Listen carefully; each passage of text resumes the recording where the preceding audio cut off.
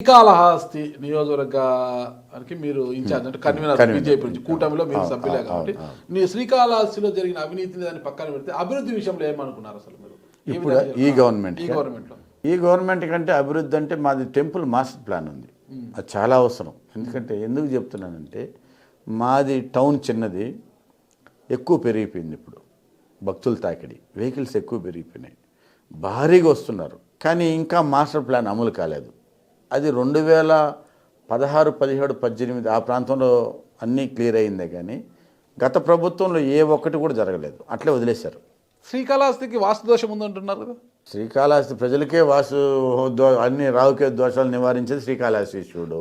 దోషానికే కారకుడు ఆయనకి వాస్తు దోషం ఏముంటుంది చెప్పు. అయ్యో దోషకారకుడు శ్రీకాళహస్తీశ్వరుడు. జ్యోతిష పండితులు కొంతమంది చెప్తున్నారు అనమాట.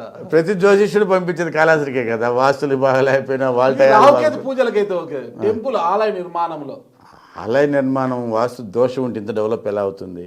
ఎక్కడో ఉన్నటువంటి టెంపుల్ ఈ సైడ్ అనుకున్న దానికన్నా డెవలప్మెంట్ తక్కువ ఉంది శ్రీకాళహస్తి అంటారు. భారీ డెవలప్మెంట్ ఉంది.